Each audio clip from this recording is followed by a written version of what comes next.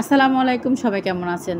আশা করি আল্লাহর রহমতে আপনারা সবাই ভালো আছেন। আমি এখানে সব রকম মশলা দিয়ে গরুর গোশত রান্না করব। তো গরুর গোশতটা ভালো করে মেখে প্রেসার কুকারে বসিয়ে দিলাম, সাথে আলু দিব। প্রেসার কুকারে কিছুটা দিয়ে এখন ভালো করে নেড়ে নিচ্ছি। এখানে আলু দিয়ে দিব। তো আলু আপনাদের কার কার গরুর গোশতের সাথে আলুর পছন্দ একটু কমেন্ট করে জানাবেন। আমাদের খুব পছন্দ। সাথে কিছু ভাজা মশলা দিয়ে দিলাম, যে ভাজা মশলা 2 রকম মশলা দিয়ে আমি গরুর গোশত রান্না করি সবসময়। আমার ভালো লাগে 2 রকম মশলা দিয়ে রান্না করতে। একটা কাঁচা মশলা আর একটা ভাজা মশলা দিয়ে আমি গরুর গোশত রান্না করি। খুব সুন্দর করে টেস্ট করে রান্না করি। আপনারা যদি খেতে পারতেন তাহলে বুঝতে পারতেন আমার গরুর গোশত রান্না অনেক টেস্ট হয়। মুরগির রান্নাটাও ভালো হয়। সব রকম মশলা দিয়ে এখানে মুরগি মশলা কষিয়ে নিচ্ছি। ভালো করে কষিয়ে নিয়ে একটু পরিমাণে ঝোল দিয়ে দিলাম। ঝোলটা দিয়ে এখন মুরগি দিয়ে ভালো করে নেড়ে চেড়ে নিচ্ছি। মুরগিও ভালো করে কষিয়ে নিব। এখন একটু ভাজা মশলার গুঁড়া দিয়ে দিলাম। আমার মুরগি রান্নাটা মোটামুটি রেডি হয়ে আসতেছে। ভাজা মশলাটা আমি একটু নামানোর আগে দিয়ে দিই। এখানে আমার মেয়ে পরীক্ষাতে পাশ করার পরে এই জন্য আমার মেয়েকে পুরস্কার দেওয়া হয়েছিল। আমার মেয়ে দ্বিতীয় হয়েছিল, তাই আমার মেয়েকে পুরস্কার দেওয়া হয়েছিল। এখানে ইলিশ মাছ ভাজবো। ইলিশ মাছ দিয়ে পুঁই শাক রান্না করব। আপনারা কারা কারা পুঁই শাক দিয়ে ইলিশ মাছ পছন্দ করেন একটু কমেন্ট করে জানাবেন।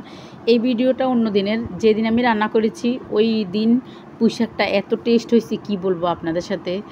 অনেক মজা লাগছে আমার কাছে, এত ভালো লাগছিল পুঁই শাক দিয়ে ইলিশ মাছ দিয়ে, প্রচণ্ড ভালো লাগছিল, খুব মজা লাগছিল তরকারিটা, এত ভালো হয়েছিল। সবসময় আসলে তরকারি তো ভালো হয় না, এক একদিন ভালো হয় এক একদিন হয় না, কিন্তু ওই দিনের তরকারিটা আমার খুব টেস্ট মনে হয়েছিল।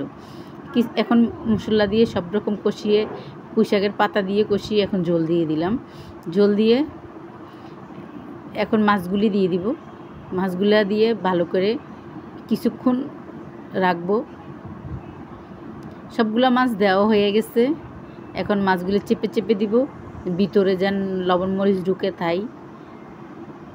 এরকম করে রান্না করতে আমার খুব ভালো লাগে। তো পুঁই শাক দিয়ে আপনারা কারা ইলিশ মাছ পছন্দ করেন একটু কমেন্ট করে জানাবেন। এখন পরিমাণে ঢাকনা দিয়ে দিলাম। ঢাকনা দিয়ে আমার পুঁই শাক রান্না রেডি, অলরেডি হয়ে গেছে। এখানে মায়ে কাঁকরোল কেটে নিচ্ছে, কাঁকরোল ভাজি করব। আর এইখানে ধনিয়া পাতা ধুয়ে নিচ্ছি। এইখানে শাপলা, আমাদের জাতীয় শাপলা। আপনাদের কারা কারা শাপলা খান একটু কমেন্ট করে জানাবেন। আমরা শাপলা অনেক পছন্দ করি। তো শাপলা দিয়ে ডাল দিয়ে রান্না করব। আর এগুলি গরুর গোশতের মাথার গোশত, তাও রান্না করব। ভাত রান্না করা হচ্ছে, এখানে ডাল রান্না করা হচ্ছে। এখানে ওই মাথার গোশতের সাথে আলু দিয়ে ভালো করে রান্না করব। এখানে মশলা ভাঙানো হচ্ছে, কাঁচা মশলা। আমি যে বললাম যে আমি কাঁচা মশলা খাই, 2 রকম মশলা দিয়ে আমি তরকারি রান্না করি, তাই কাঁচা মশলাও ভাঙানো হচ্ছে। ডাল রান্না করা হচ্ছে। তা আমাদের ফ্যামিলিতে মানুষ বেশি, তাই অনেক রকম রান্না করা হয়, আপনারা কিছু মনে করবেন না।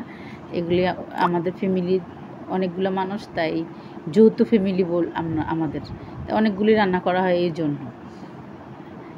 এখানে কাঁকরোল ভাজি করব সুন্দর করে। কাঁকরোল ভাজি মোটামুটি ভালোই লাগে, সব তরকারি আমার ভালো লাগে, আমার কোনো না নাই, আমি কোনো তরকারি অপছন্দ করি না, মানে একটু হলেও আমি খাবো, আমার সব পছন্দ।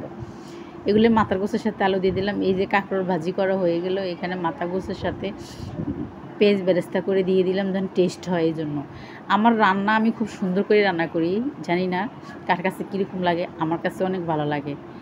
এখানে শাপলা দিয়ে ডাল রান্না করব, নিরামিষ তরকারি, আমার শাপলা ডাল ভালো লাগে, এরকম করে খাইতে খুব পছন্দ। আল্লাহ হাফেজ, ভালো থাকবেন।